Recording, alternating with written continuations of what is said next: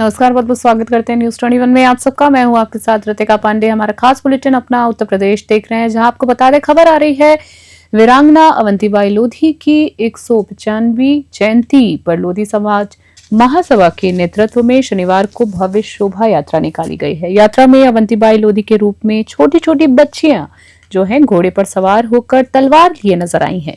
DJ पर जय के घोष उद्घोष के बीच लोग उत्साह पूर्वक शामिल हुए हैं। वहीं शोभा यात्रा का मार्ग चौकाबाग से शुरू होकर सावरकर चौक घंटाघर होते हुए तुवन चौराहे पर समाप्त हुआ है, जहां वीरांगना रानी अवंतीबाई की प्रतिमा पर माल्यार्पण कर श्रद्धांजलि दी गई है।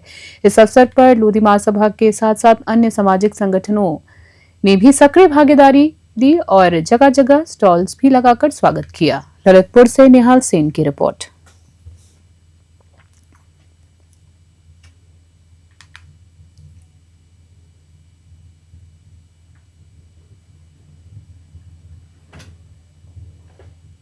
खबर देख रहे हैं, जहां आपको बता दें पाकबड़ा थाना क्षेत्र के रतनपुर गांव से एक सनसनीखेज मामला सामने आया है। बीजेपी बूथ अध्यक्ष रिंकू सिंह की हत्या उसके ममेरे भाई अरुण ने की। जी हां, जिसकी वजह थी अरुण को अपनी पत्नी से रिंकू के प्रेम प्रसंग पर शक था। बता दें जानकारी के अनुसार रिंकू 1 अगस्त की रात दही लेने घर से निकला था, लेकिन अगली सुबह उसका शव प्राथमिक स्वास्थ्य केंद्र के पास मिला है। पुलिस ने जांच में पाया है कि अरुण ने शराब में जहरीला पदार्थ मिलाकर रिंकू को पिलाया, जिससे उसकी मौत हो गई है। आरोपी को गिरफ्तार कर लिया गया है। जांच में जहरीला पाउडर, तरल पदार्थ की शीशी और शराब का खाली रैपर बरामद हुआ है। आरोपी ने वारदात की पूरी कहानी कबूल कर ली। मुरादाबाद से ब्यूरो रिपोर्ट।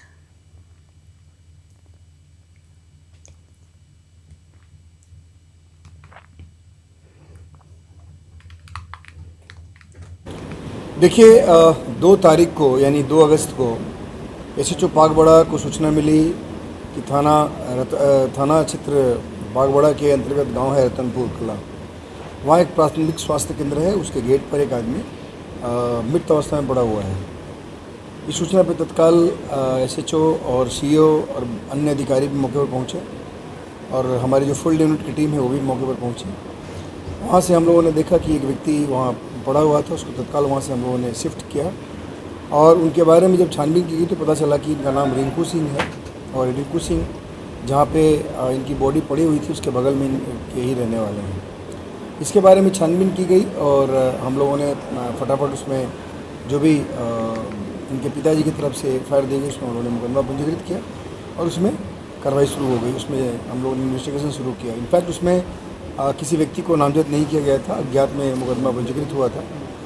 उसके बाद हमारी टीम सीओ हाईवे और एसएचओ पाकबड़ा की टीम और क्राइम की टीम जो है सभी लगे। इसमें हम लोगों ने इसमें जो अभियुक्त है जिसने रिंकू सिंह के साथ शराब में कुछ केमिकल मिलाकर उनको पिला दिया जिससे उनकी मृत्यु हो गई थी, उस व्यक्ति को हम लोगों ने गिरफ्तार किया। उसका नाम अरुण सिंह है और उसकी निशानदेही पे कुछ केमिकल्स और कुछ बोतल्स ये सब चीज़ें बरामद हुई हैं। जब उससे पूछताछ की गई तो उसने अपने इस घटना का मोटिव बताया कि वो बेसिकली जो रिंकू सिंह है मृतक, ये उसकी पत्नी से लगातार बात कर रहा था और ये उसको मना भी कर रहा था, लेकिन ये दोनों मान नहीं रहे थे। 3 महीने पहले से इन लोगों के बीच में बातचीत बंद थी, लेकिन उसके बाद भी इन लोगों के बीच में एक तरह से जो एक संबंध था, यानी इसकी पत्नी और मृतक रिंकू सिंह के बीच में ये चीज़ इसको नागवार गुजरी और इसलिए प्लान किया कि मैं जहाँ काम करता हूँ वहाँ से केमिकल लेकर आऊँगा और ये रिंकू सिंह शराब पीने का आदी है, उसमें उसकी शराब में हम केमिकल ऐड करके फिर उसको हम पिला देंगे।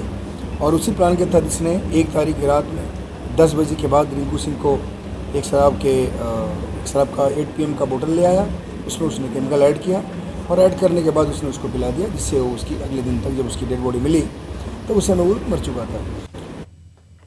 और इसी बीच खबर देख रहे हैं, जहां हंसनगर कॉलोनी में 79वें स्वतंत्रता दिवस के अवसर पर कार्यक्रम हर्षोल्लास और देशभक्ति की भावना के साथ संपन्न हुआ है। समारोह का शुभारंभ air gun rifle gold medalist Mihir Srivastava द्वारा ध्वजारोहण से किया गया है। उपस्थित लोगों ने राष्ट्रध्वज को नमन किया और राष्ट्रगान गाकर देश की समृद्धि की कामना की है। मुख्य अतिथि मिहिर श्रीवास्तव ने कहा है कि 1947 के भारत और 2025 के भारत में बहुत बड़ा अंतर है। आज का भारत स्वास्थ्य, शिक्षा और विकास में अग्रणी है और अंतर्राष्ट्रीय स्तर पर भी नई पहचान बना रहा है। इस अवसर पर महिलाओं और बच्चों ने देशभक्ति गीतों की प्रस्तुतियां दी हैं। वहीं बच्चों के लिए खेल प्रतियोगिताओं का भी आयोजन किया गया। लखनऊ से दिनेश राजपूत की रिपोर्ट। कॉलोनी को बहुत बहुत धन्यवाद करते हैं कि उन्होंने हमें बुलाया और यहाँ पे सम्मानित किया। और ये एक स्वच्छ और स्वस्थ नया भारत है और जो कि बहुत तेज़ी से आगे बढ़ चुका है और बढ़ भी रहा है। चाहे हर कोई भी फील्ड हो, स्पोर्ट्स हो, साइंस हो, किसी भी फील्ड में आप देखिए, हर एक फील्ड में लोग आगे बढ़ रहे हैं। नारी शक्ति आगे बढ़ रही है और इस तरीके से देश हमारा आगे बढ़ रहा है कि हर साल हम लोग मनाएं। क्या कुछ कार्यक्रम अभी यहाँ पे आयोजित किए गए थे? अभी डांस हुआ है, जिन बच्चों का मन किया, स्पीच दी गई है, गेम्स होंगे, बाकी अभी सब यही होगा, डांस परफॉर्मेंस। क्या नाम है? अनन्या श्रीवास्तव। अनन्या, आज आपकी कॉलोनी में स्वतंत्रता दिवस मनाया जा रहा है, ऐसा लग रहा है? बहुत ही गर्व का वो महसूस हो रहा है क्योंकि ये पहली बार हमारी कॉलोनी में हो रहा है। इससे पहले मेरी मम्मी ने हरियाली तीज का भी प्रोग्राम रखा था और इसी चक्कर से मेरी मम्मी मेरी रोल मॉडल बन चुकी हैं, क्योंकि जैसे वो इतने बड़े बड़े प्रोग्राम करा रही हैं, मैं चाहूँगी मैं भी इसको आगे बढ़ाती रहूँ ऐसी चीज़ों को।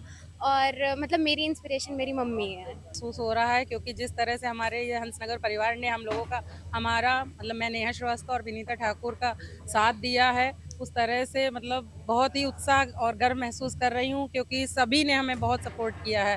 आज ये परिवार से ही हम सारे त्यौहार यहाँ पे मना रहे हैं और सारे बच्चे बहुत खुश हैं और हम हमेशा अब ये ध्वजारोहण यहाँ पे होता रहेगा। हम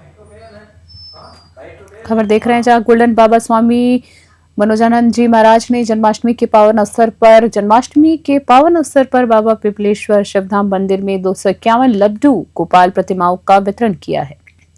पिछले साल की तरह इस वर्ष भी दूर दराज से भक्त इस कार्यक्रम में शामिल हुए और गोपाल प्रतिमाएं ग्रहण की हैं। कार्यक्रम के दौरान भक्तों को भागवत कथा, भागवत गीता, शिव महापुराण और रामचरितमानस भी वितरित किए गए हैं। गोल्डन बाबा ने मीडिया से बातचीत करते हुए बताया है कि यह कार्यक्रम पिछले कई वर्षों से लगातार आयोजित हो रहा है। उन्होंने कहा कि प्रभु की इच्छा से ही सब होता है। हम सनातनी संत हैं और हमारी युवा पीढ़ी को ग्रंथों का ज्ञान होना चाहिए ताकि सनातन धर्म का प्रचार प्रसार हो सके और लोगों में भगवान के प्रति आस्था जागृत हो। बाबा मनोजानंद जी का ये पहल अब पहले की तुलना में बड़े पैमाने पर संपन्न हो रहा है और भक्तों में उत्साह भी देखा गया है और वातावरण बना हुआ है। कानपुर से विशाल सैनी की रिपोर्ट। मैं महामंडलेश्वर डॉक्टर विजय माधव डीएवी कॉलेज में विभागाध्यक्ष रह चुकी हूँ, प्राचार्य भी रह चुकी हूँ, लेकिन मैंने वीआरएस लेकर के भगवान इनके मनोजानंद जी के ये जो अभियान है, इस अभियान में मैं जुड़ करके घर घर गोपाल पहुँचा करके वासुदेव सर्वमिति सब जगह जब वासुदेव हो जाएंगे तो मैं कानपुर को कानापुर बनाना चाहती हूँ। जो 200 साल पहले नाम था और अंग्रेजों ने आके इसको कानपुर नाम दे दिया, तो मेरा अभियान आपके साथ मिल करके ये कार्य करना है। इसके बाद हम लोग लगाएंगे 21 तारीख से कि कैसे कानपुर का नाम लौटाया जाए और कानापुर बनाया जाए। तो कानापुर का ये आंदोलन शुरू होगा और मनोजानंद जी के नेतृत्व में हम सब लोग घर घर मोहल्ले मोहल्ले में जाएंगे और कानापुर बनाएंगे। आयोजन हो रहा है इसमें इस बार 551 लड्डू गोपाल जी हैं, 551 लड्डू गोपाल जी हैं और 51 भगवत गीता है और 51 रामचरितमानस, 21 पुराण है। ये समस्त भक्तों को वितरित की जाएगी। वैसे प्रतिवर्ष क्या हम हर महीने हर क्षण हर पर लड्डू गोपाल ही लोग वितरित करते हैं। जन्माष्टमी में थोड़ा ज़्यादा हो जाता है क्योंकि हर की इच्छा होती है कान्हा जी हमारे यहाँ है, पर इसमें भी आपकी क्लास लगाया गया है।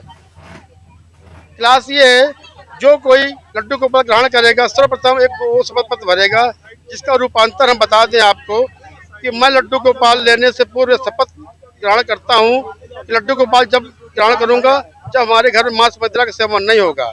दूसरी शर्त यह होगी हम लड्डू गोपाल की सेवा गोपाल भाव से ही करेंगे। अगर हम शपथ पत्र तोड़ते हैं, लड्डू गोपाल जी का अनादर करते हैं तो उसके पाप के भाग हम और मेरा परिवार स्वयं होगा। मैं महामंडलेश्वर। खबर देख रहे हैं जहां पुलिस ने जनपद की अवध गन हाउस में फर्जी लाइसेंस के सहारे हो रही कारतूस की कालाबाजारी का पर्दाफाश किया है। पुलिस ने जाल बिछाकर गन हाउस के मालिक सहित 5 आरोपियों को गिरफ्तार कर जेल भेज दिया है और दुकान को भी सील कर दिया है। जांच में पता चला है कि गन हाउस ने कूट रचित दस्तावेजों के माध्यम से असले के लाइसेंस पर लगातार कारतूस खरीदी और तय मानक से अधिक बिक्री की है। 3 लाइसेंस पर लगातार ये कारोबार चल रहा था और अब तक करीब 1000 कारतूस की बिक्री की जा चुकी थी। हंसगढ़ पुलिस और एसओजी टीम ने इस पूरे मामले का खुलासा किया है। वहीं पुलिस का अनुमान है कि ये अवैध कारोबार कई जिलों तक फैला हुआ हो सकता है और जांच अभी भी जारी है। अंबेडकर नगर से मिनुतुल्लाह की रिपोर्ट।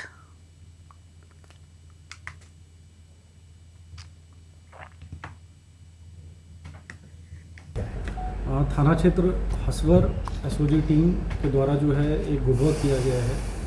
पूरा प्रकरण इस प्रकार है कि 2 दिन पहले एक अनुराग यादव नाम का अपराधी पकड़ा गया था, जिसके पास से एक पिस्टल बरामद हुई थी। उससे गहनता से पूछताछ किया गया कि फॉरवर्ड लिंकेज, बैकवर्ड लिंकेज क्या है, कहाँ से पिस्टल और कारतूस इसने खरीदा है, किसके पास से आया है।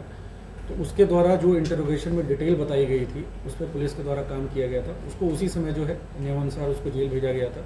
जो इसके द्वारा इनपुट बताया गया था, उसके आधार पर अपराधियों की गिरफ्तारी हुई है। 3 अपराधी पकड़े गए हैं। इसमें जो मुख्य सरगना है वो आजमगढ़ के अतरौलिया का रहने वाला है। इसका नाम ज्ञानचंद है।